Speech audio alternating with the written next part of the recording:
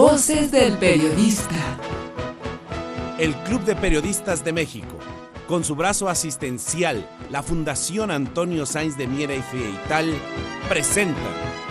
Voces del Periodista. Conduce Celeste Sáenz de Miera. Comenzamos.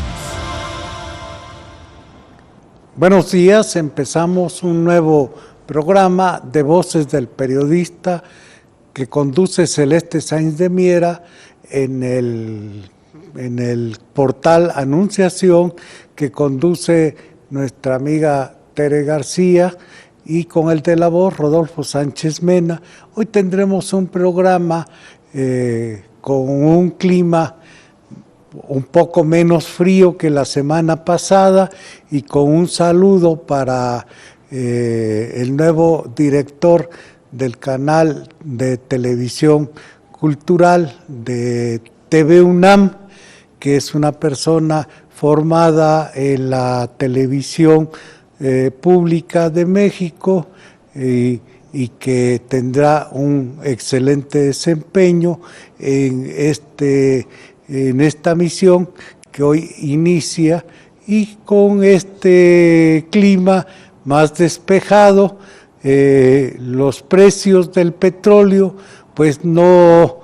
lograron repuntar, y como comentábamos la semana pasada, el gobierno mexicano, todavía con cierto optimismo, hablaba de un piso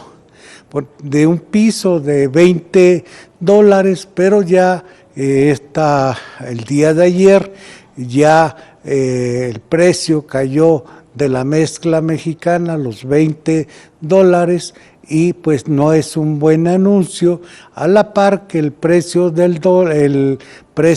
peso mexicano en ventanilla sigue disparándose, en la medida que el precio del petróleo, que es uno de los principales ingresos públicos, sigue bajando, y el precio del peso en ventanilla sigue elevándose en su intercambio por dólar. Y esto significa, bueno, pues en términos de buenas cuentas,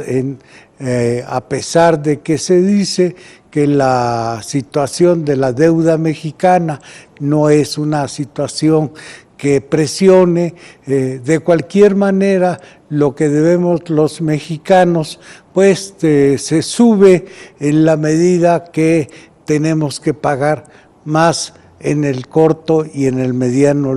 y largo plazo. ¿Qué es lo que está presionando? Veremos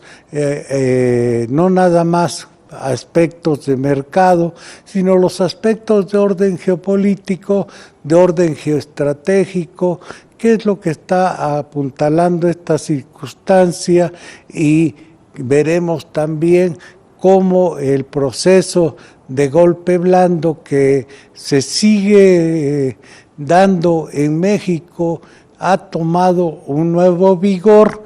con nuevos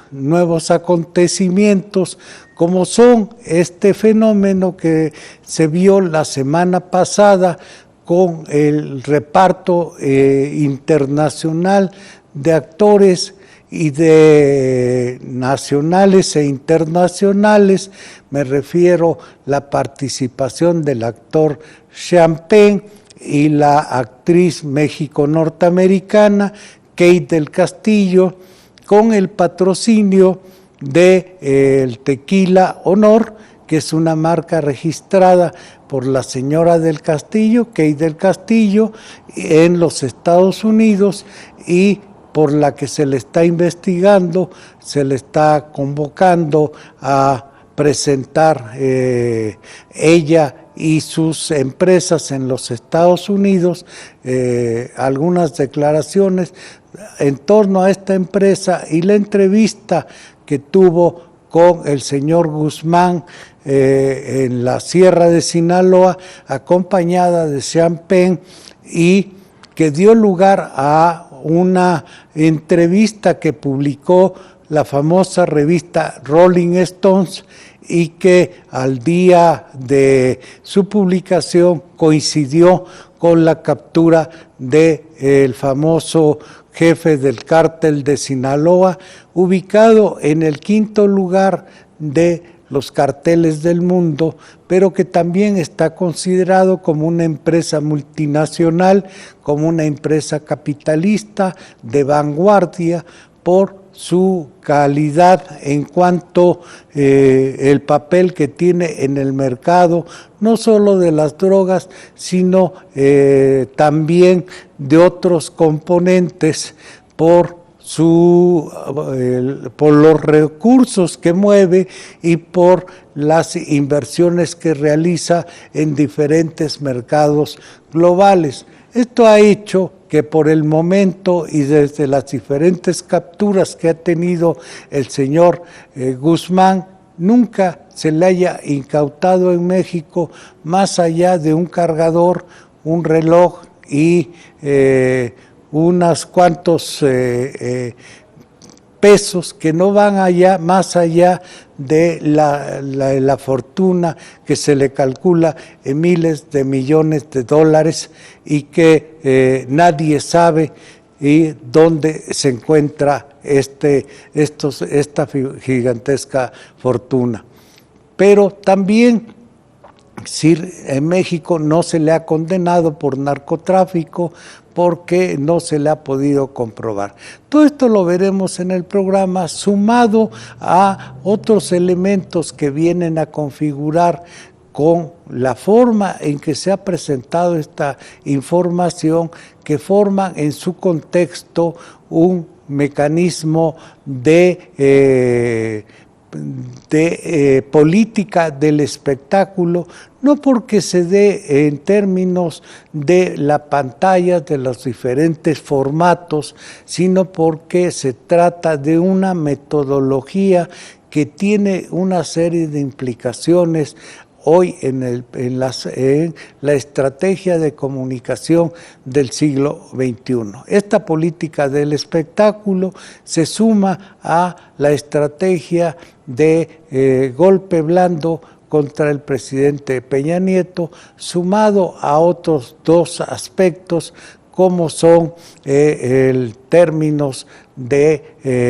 el regreso del señor Emilio Álvarez y Casa a México, que se suma a la campaña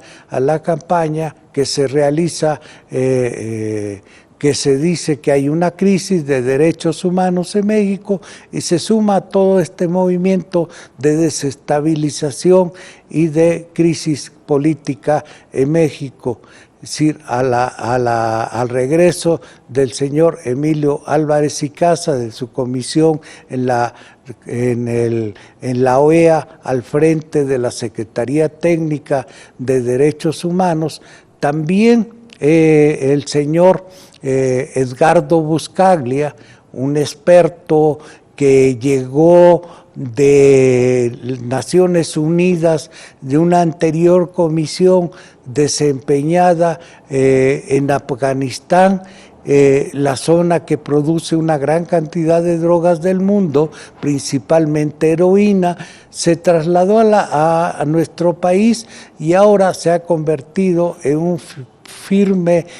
gran crítico de este gobierno, de este sistema político, y habla de que tras la detención del Chapo debe de seguir un maxi proceso. ¿Qué es un maxi proceso en términos como lo plantea él? Es decir, hacer un trabajo de investigación profunda contra empresarios y políticos vinculados al sector agropecuario, a la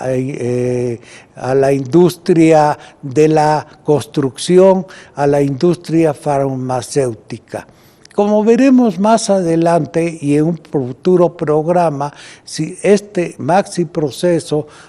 está encaminado a un desmantelamiento, a una reestructuración completa de la élite política, de la élite económica, es decir, a un ajuste de cuentas en toda América Latina,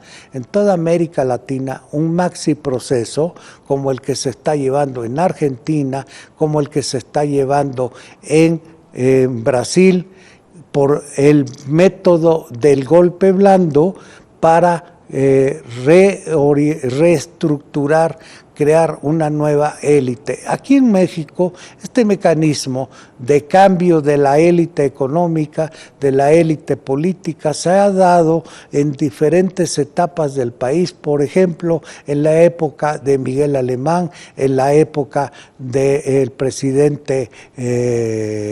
si nos brincamos diferentes etapas, del presidente Salinas y los últimos presidentes del PAN. Hoy estaríamos llegando a una nueva conformación y una redefinición de la élite política, de la oligarquía que gobierna y que tiene el control del país, el dominio del país, y estaríamos entrando a una nueva fase en el siglo XXI. Pero esto veremos los escenarios en nuestro siguiente bloque. Continuamos.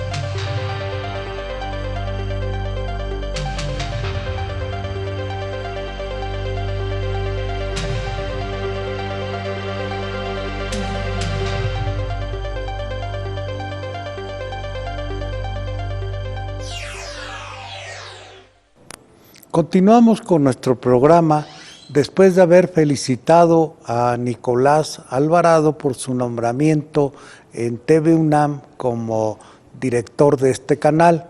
cultural tan importante para lo que viene de cambio en nuestro país. Con este saludo para él, continuamos con el programa de cómo el presidente Enrique Peña Nieto trata de eludir, trata de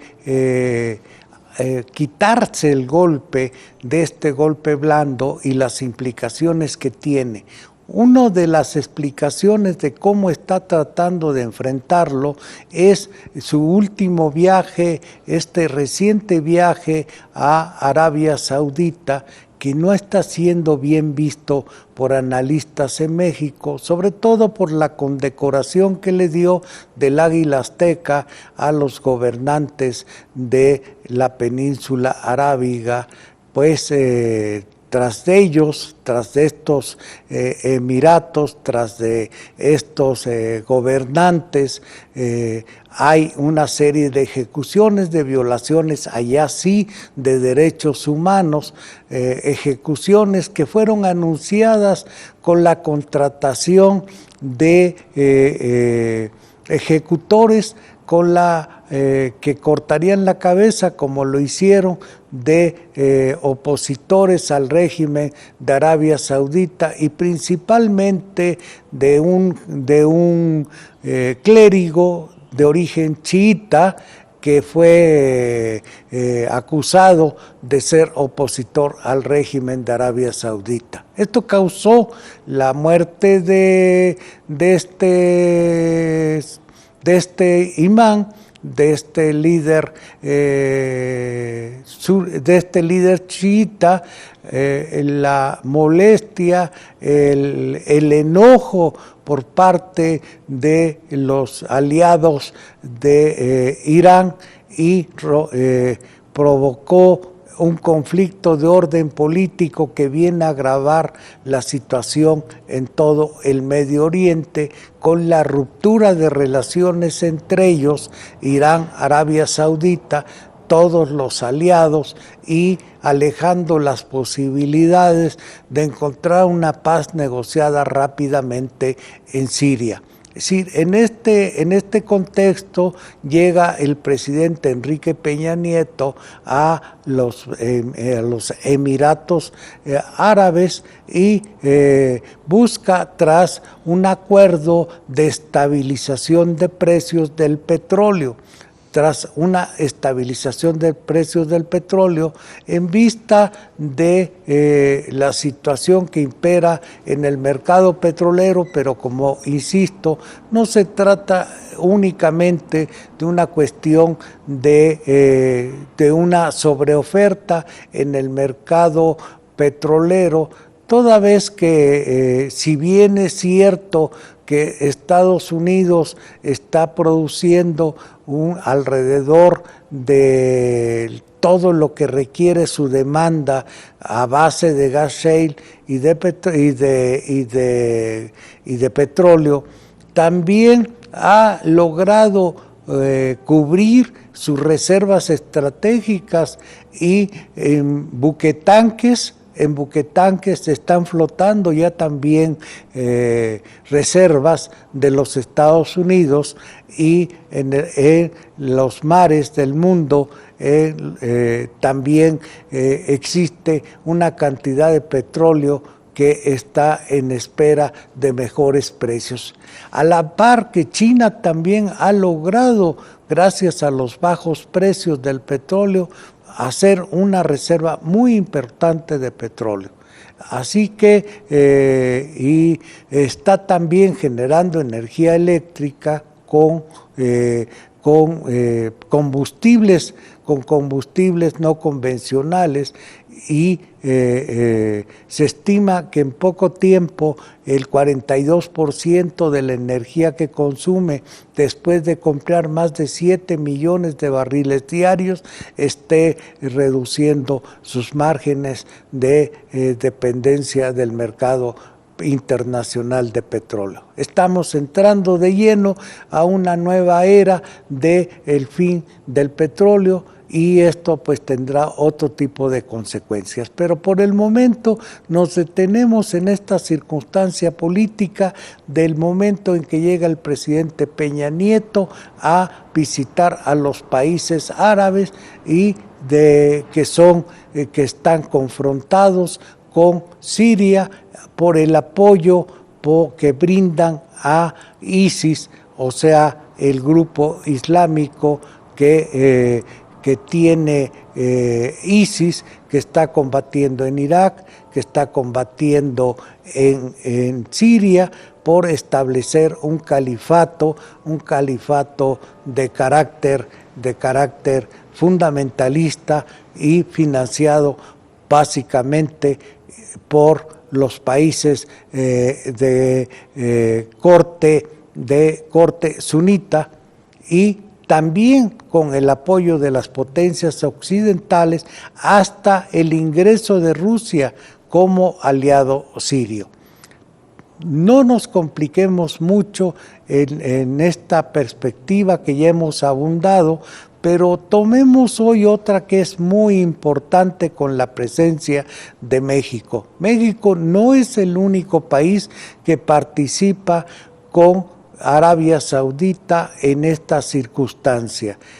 Hay otros países latinoamericanos que se encuentran en el área. Me refiero concretamente a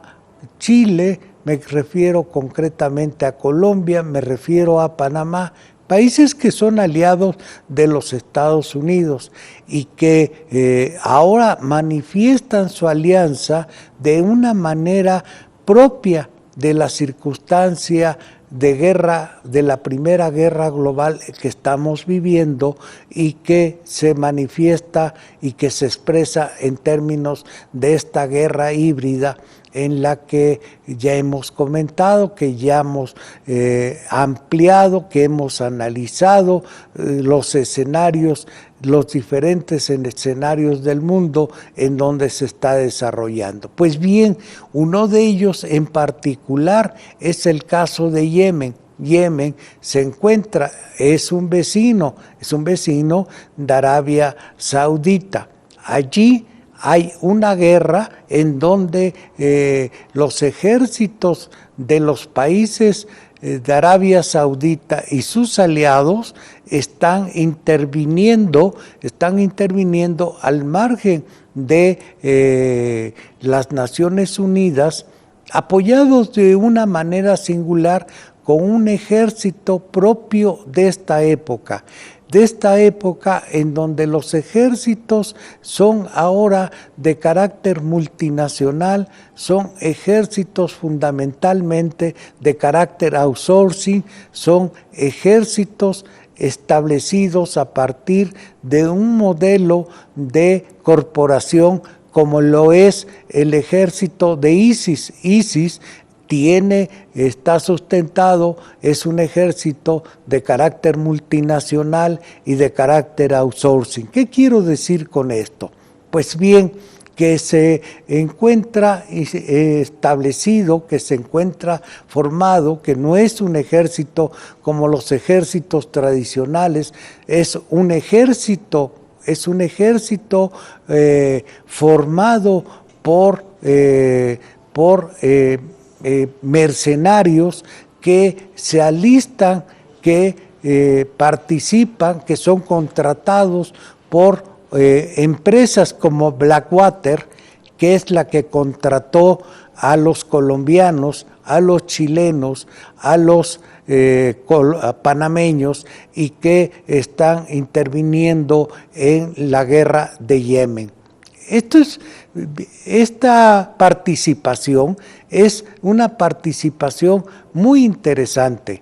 ¿De qué manera es importante y es interesante la participación? No se trata nada más de simples mercenarios. Lo que estamos viendo nosotros acá es que se trata de fuerzas militares que fueron entrenadas como fuerzas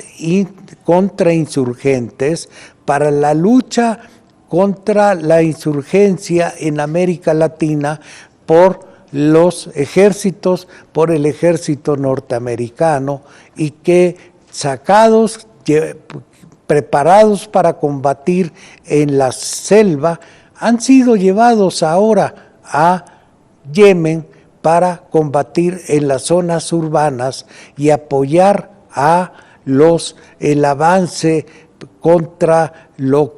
para apoderarse de las zonas que están en manos de los chiitas, que tienen el control de la capital y buena parte de lo que se llama Yemen del Sur, que es en donde se encuentra la mayoría de la población de carácter chiita. Tomemos en cuenta que este país, Yemen, a partir de 1990, muy recientemente, se estableció. Yemen tiene tan solo unos cuantos años, 30 y tantos años, de haberse establecido como tal, después de que a principios del siglo pasado se independizó una parte de ellos del Imperio Otomano, como sucedió la mayor parte de todos los estados que existen hoy en la zona árabe y no árabe de lo que fue el Imperio Otomano. Pues bien, hasta 1990, 1967 antes, el Imperio Británico ocupó lo que fue Yemen del Sur y hasta 1990 se integraron. El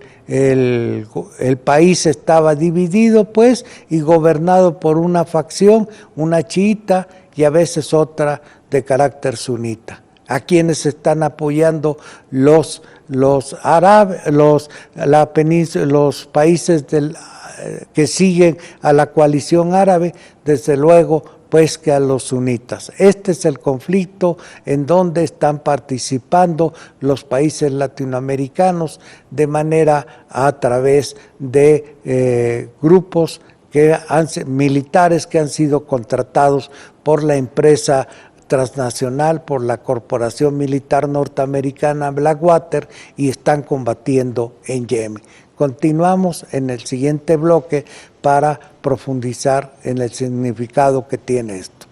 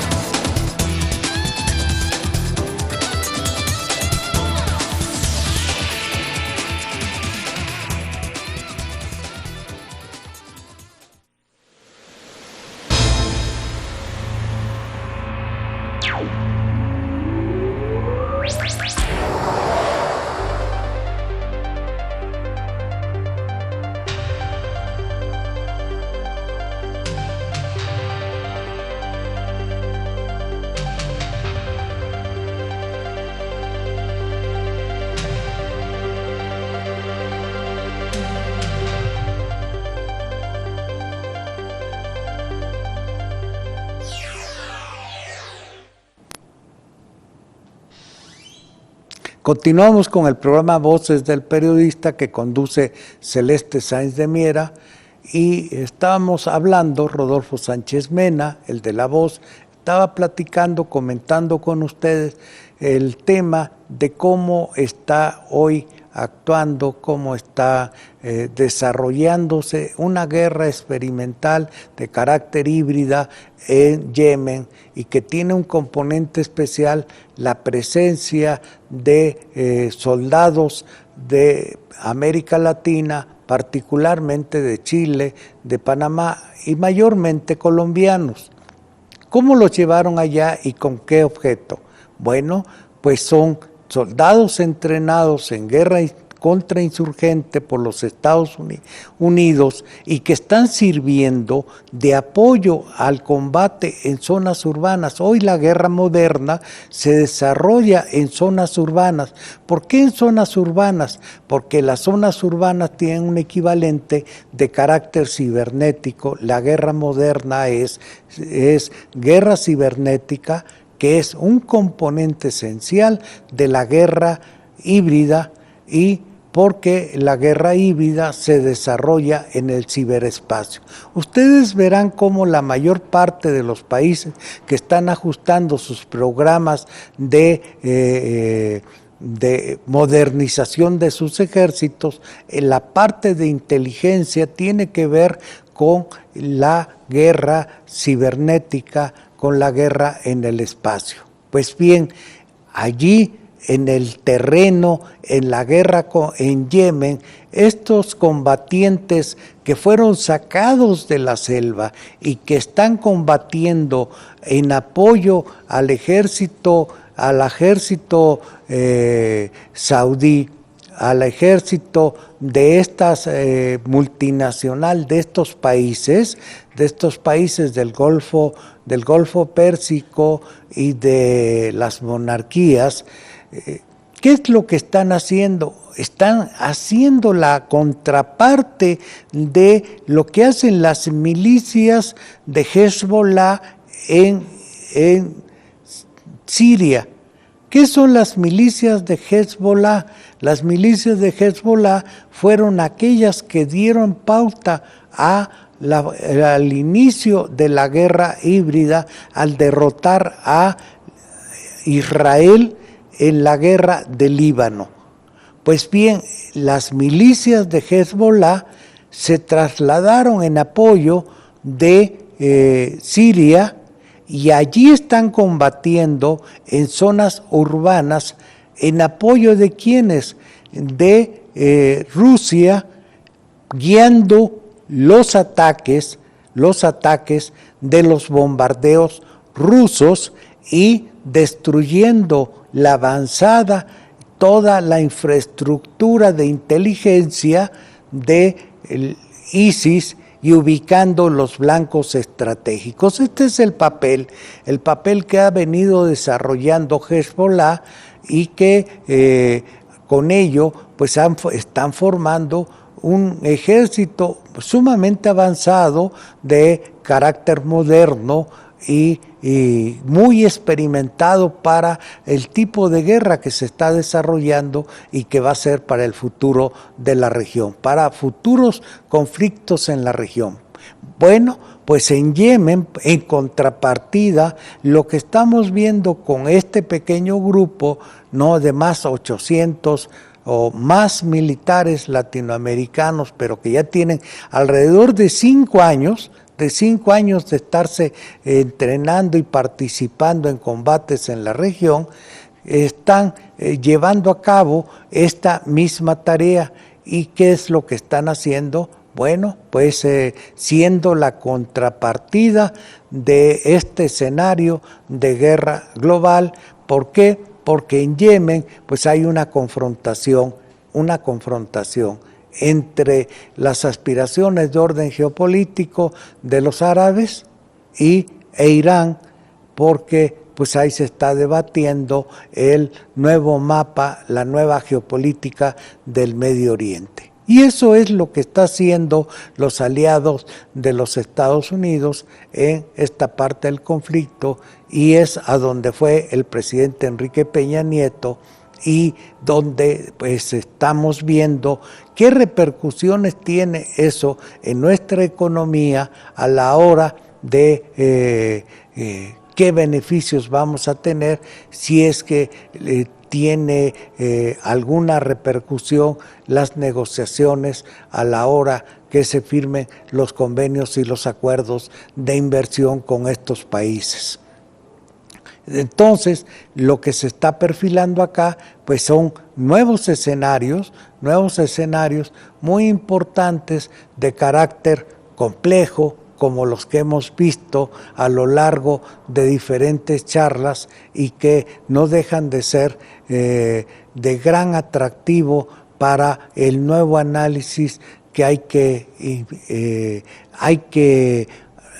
entrar con datos duros y de carácter significativo, como los que estamos hoy viendo, como los que estamos hoy poniendo sobre el tapete, para ver cómo el modelo de Siria tiene el tipo de guerra que se está llevando a cabo en Siria, con la intervención de Rusia en apoyo de Siria, con las milicias de Hezbollah en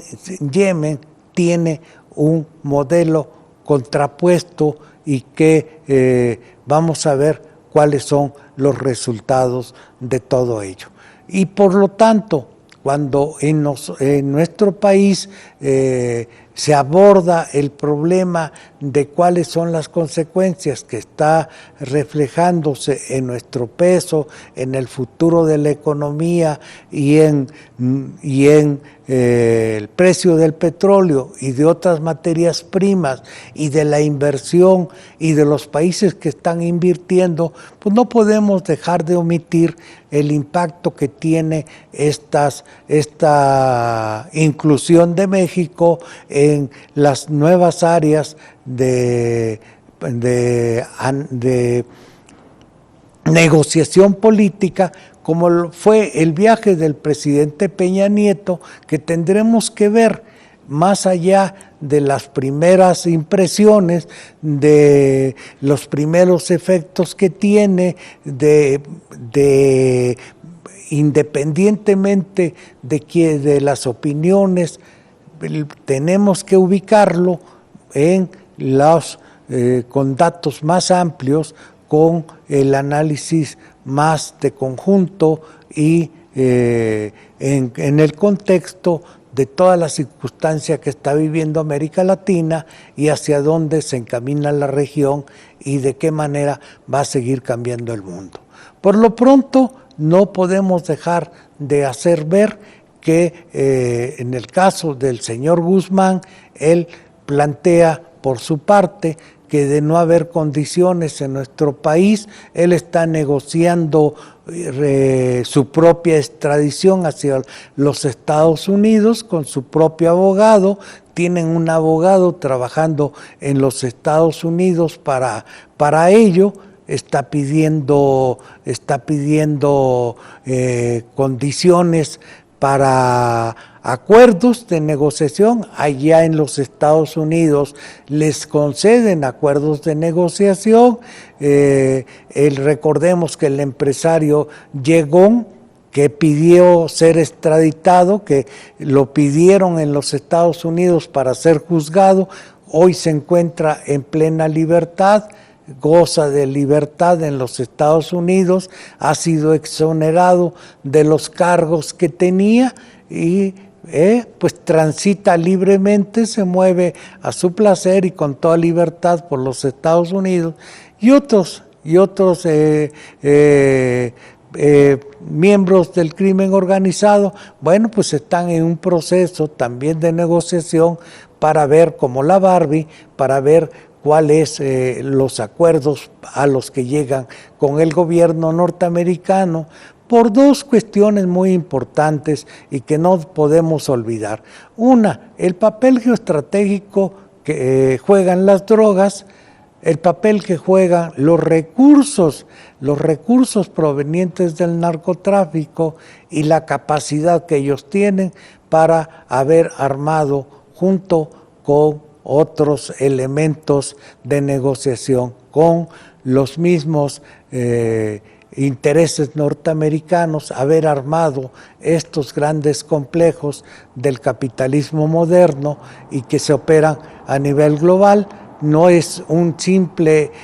mercancía que transite hacia los Estados Unidos y se venda en un mercado de consumidores. Hoy es un mercado global, y un mercado global que incluye armas, que incluye petróleo, que incluye tráfico de personas, que incluye,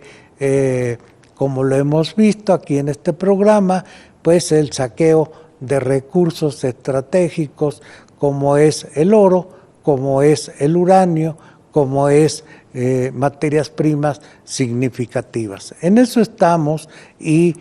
continuaremos en el próximo programa con esta visión de carácter global y cómo incide en nuestro país todos estos fenómenos. Por lo pronto nos estamos despidiendo y dando las gracias a nuestros técnicos del apoyo que hoy nos brindaron para este programa, y les agradecemos a todos ellos su participación. A don Adolfo González García, a don Alejandro Sánchez Galván, a Jesús Arismendi Valdés, a Marcos Velázquez Larios, a Omar Becerril Reyes y Rafael Melgar Álvarez. Rodolfo Sánchez Mena les da las gracias por este programa y nos vemos muy pronto en otro de esta serie de Voces del Periodista.